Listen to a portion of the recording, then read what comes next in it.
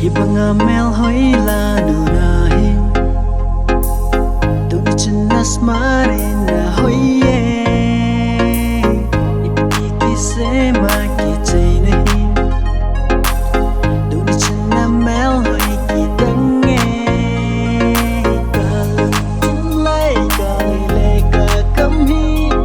Katutang dấu himin po Nakomhin bela ang laya koya kalung sene iseng nimbo lumin kage uyin masam himut leng zin senin malay kalung tin napui mang zin sene lung seit khut ta kahi nei san pitan boy Rasida bo me day day na me ngay no Hibanga mel hoila nunahin Duritin asmarin na hoye Ipikise makitay nahin Duritin na mel hoy kitange Kalung timlay kalilay kakamhi Katutang dấu himin po Nakomhin bela ang laya koya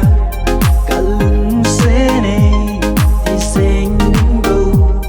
lumin kage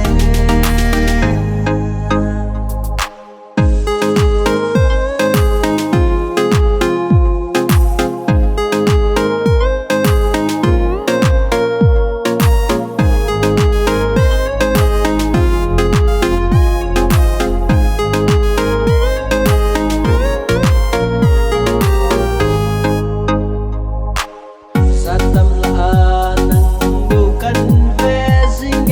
nang bukan musi